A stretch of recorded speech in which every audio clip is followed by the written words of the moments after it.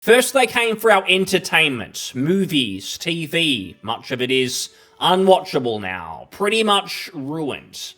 And then they moved on to video games. We've talked about it many times. Video games started to feel like propaganda. Many IPs destroyed, crippled. It's been a sad, sad time, despite the odd bit of escapism when you find something good from an indie developer or the odd gem that comes out. But now things are getting very, very serious, because it's not just entertainment now, it is the entire internet. And I'm not just talking about it getting ruined by a few woke Karens.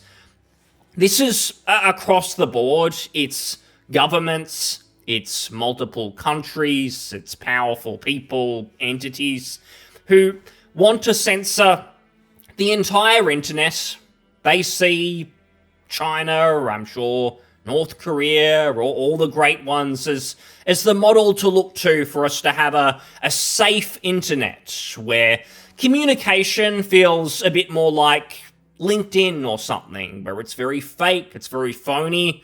The powers that be can keep an eye on things to ensure we're only talking about appropriate topics. We're not saying anything out of hand. And this really does affect all of us. I think that some people, maybe in the US, for instance, think this isn't going to affect me in the US. We're not seeing the UK safety bill or what's happening in Australia. Very similar censorship and so on. But everyone's already seeing the start of this. I think it's no coincidence that in recent times, in the last few weeks, we've had that whole drama with Collective Shout, who are an insane organisation in my neck of the woods. They're actually in my state here in Australia. There's a lot of crazy people here, believe me.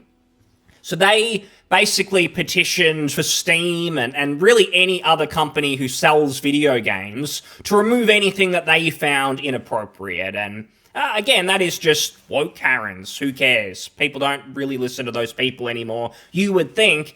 Sadly, MasterCard and Visa supposedly did, and then there was the whole thing about them asking Steam to remove the games. They did. There's been drama since, articles like this doing the rounds, where MasterCard denies it pressured Steam, and then Steam responds and says, no, you did tell us, maybe not in so many words, maybe if you look in a legal dictionary and you go through it, every little workaround, every little loophole. No, you technically didn't tell us we had to remove it, but you basically did. We had no choice. Why would we remove these games otherwise? That was it. Pressure from monopolies, essentially, in MasterCard and Visa. That by itself is one scandal, one piece of censorship, but this is now happening everywhere. It kind of feels coordinated, and I don't want to go too far with this. I mean, when I say it's all happening at once, I'm not saying it's a grand conspiracy and Visa and MasterCard are in on the UK censorship bill and so on, but it just feels like this is now a trend. I'm not even going to sit on the fence. I mean, you just think about the last 5 years or so. There was the pandemic. Now you have all Israel and Palestine stuff online. There's a lot of controversial topics, people giving their opinions, a lot of damage maybe being done to a lot of people, credibility with institutions, and so on. And it seems now that this is just the way of the future. So it's absolutely not going to stop here. I think anyone who's been following the whole controversy with Visa and MasterCard kind of know it's not going to stop here. And again, it's scarier than woke Karens. No one cares really about them anymore. I mean, that was last year. That was the year before where people cared about the woke Karens getting outraged, some crazy employee at EA doing something. It's getting a lot scarier than that now, because we see that it's not just companies bowing to pressure from crazy pink-haired, blue-haired people. They don't want people to be able to do what they want on the internet. Entertainment needs to be curated. Games getting removed from Steam, that's going to be the start of it. They're going to come for more of this in the name of safety. It always starts with child safety. We need to protect the kids. How could you be against this? We're protecting kids. We're doing the noble thing. We're doing the right thing. Don't talk about the Epstein list. That is something else. But we need to protect these kids at all costs. So don't question it. If you suggest this is about something else, it's more about controlling the internet. It is about censoring people. It is about being able to keep an eye on things across the board. It's not about kids at all. If you say that, there must be something wrong with you. That was kind of the pushback. I saw a lot of that here in Australia, because it's kind of personal for me, because this whole UK Safety Act thing that we're seeing now, I didn't actually know a whole lot about it before it actually went live. I knew about the one here in Australia, and I'm sure it's going to come to New Zealand, Canada, so if you live somewhere else, you probably can't escape it. Again, even the US. I think the US, to give credit to people in the US, it feels like they're always a bit scared to implement something like this there, whether that's because of the political system or something else. But it's like they know there's going to be more pushback there. There's going to be more anger. People are more likely to speak out. Maybe there's potential consequences, more severe consequences for people in power. People are more divided, which I don't think is a bad thing if there's genuine disagreement. Opposite of here in Australia, where people just do nothing until it's too late, basically, until we're already driving off the cliff. That's just been the reality for any of these recent controversies. If you look up lockdowns in 2020, 21, we were the worst and no one did anything about it. That's just the truth. It's a little bit sad. But the short of it is, if you are in America and you think this doesn't affect you, you can look at countries like Australia, the UK, where this has now implemented a lot of this censorship, and know that it will come for you at some point. You're just looking at us as the future. You're a few years down the road until it actually is going to affect you. That seems to be the way. From looking at all the policies and everything going on that's affecting us negatively, it seems to eventually come to the US. It just takes a bit longer.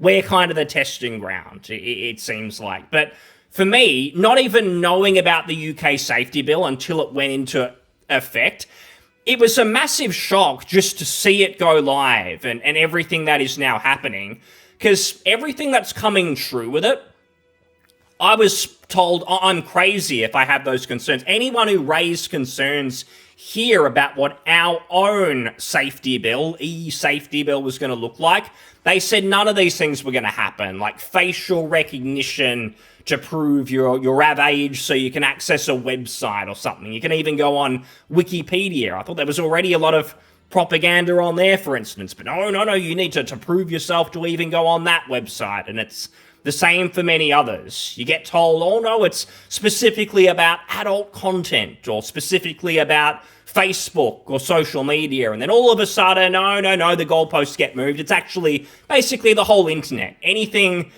potentially interesting, you can't go on unless you ID yourself, unless they're collecting your records and things like that. And just to be specific and to sort of tie this back to some of the gaming stuff, you can see here, for instance, Zoomers cannot adjust their NVIDIA graphics settings on their gaming PCs anymore because they aren't 18, thanks to the Online Safety Act.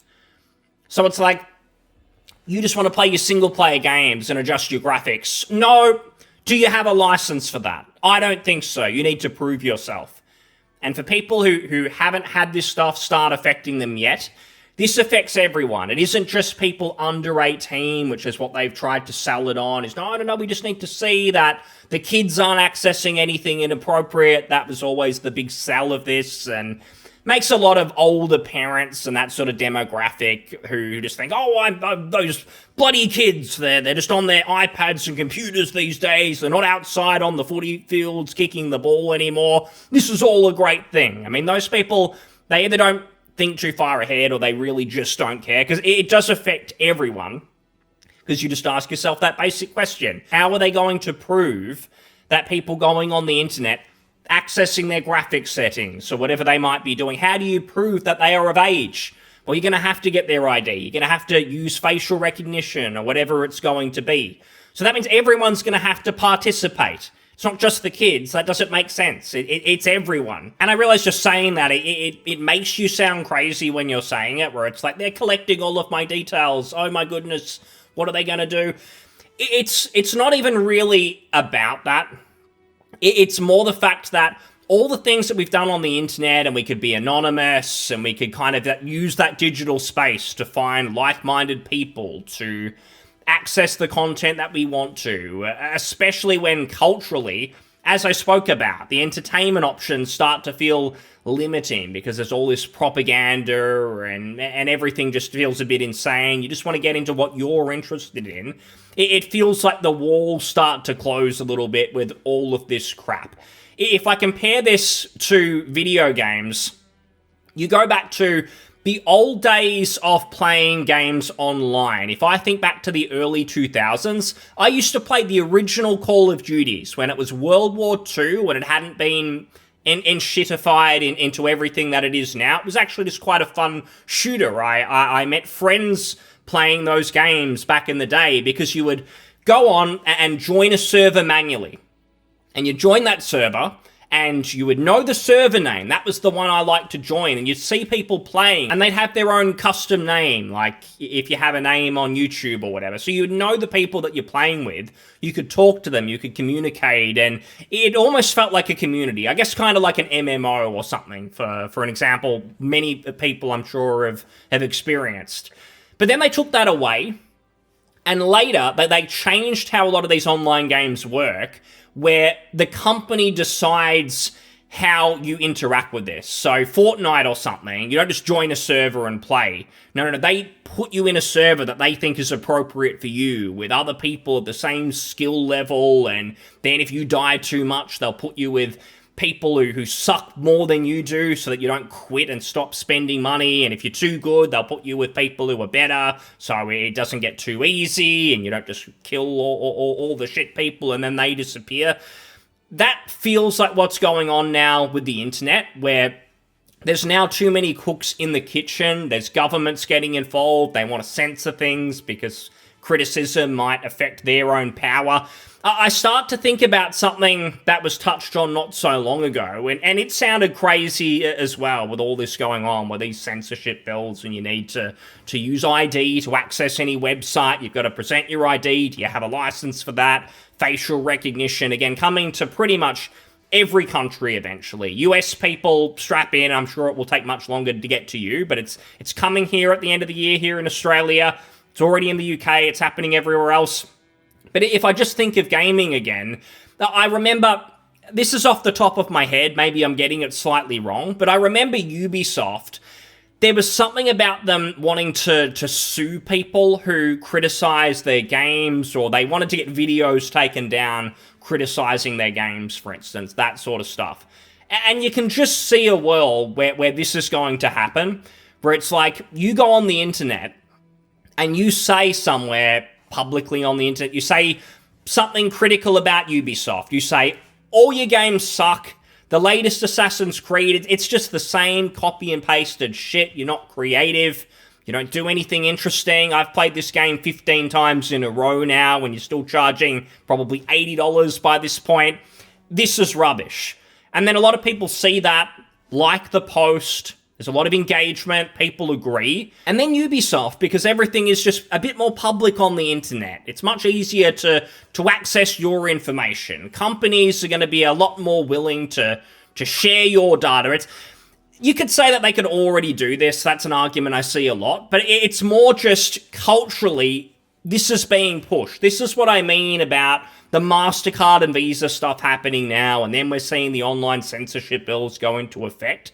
Like, this is accepted now. There's no one pushing back on this and saying, oh no, we should be more anonymous on the internet. People should have freedom of speech online and all that sort of stuff. Like, it's clear that governments, companies, they don't care about that whatsoever, and they're just going to keep pushing that down. So you can just see a world where Ubisoft see those critical posts and they go, hang on a minute, we've copped damages because of that. You say our games are all the same. That's technically not true. They're not all the same. This is Assassin's Creed Shadows. In a Japanese setting, there's so much that is different here, and misinformation is being spread about our games, critique that is financially damaging to us. We're going to need to take action. You can just kind of see that's where it's headed. You can say I'm paranoid, that I'm insane. Maybe there's some truth to that. Maybe I'm totally wrong about all of this, and like many other people, many hundreds of thousands of people who've raised concerns about the Safety Act and how this is coming everywhere, how they originally said that it was just going to be about a handful of social media companies. That's what they said here in Australia. Now it's coming to YouTube. In the UK, basically every website. And people seem to say they didn't expect that. It seems like, hang on a minute, they got a foot through the door. Now they're pushing it everywhere. How far is this going to go? So all I'm going to say is the people who are speaking up about this, they're pushing back in every way, whether it is just the Visa, MasterCard controversy of, hang on, these monopolies, there's too much power here. The safety acts, the e-safety acts, whatever you want to call them, people pushing back there, using VPNs, getting around it, doing their very best to ensure this doesn't work, that it blows up in the faces of the people who've supported or implemented this. It's a great thing. I love to see it. I do think it's going to get worse, but I hope that gamers win, people on the internet win, whatever you want to call them. I mean, even in China, where they've locked this down far more, and they had a much bigger head start, I'm sure governments in the West have said, oh, we let things get out of hand. We need to keep an eye on things. This is too much. We need to clamp down. We need to look at China as an example. I mean, even in China, again, people use VPNs and get around a lot of that censorship. So that gives me some hope that in the West it won't get so bad that the internet is basically ruined. But it's a chance of happening. It is sad, but we'll leave it there. Thanks for listening. I'll see you on the next one. Cheers. Bye.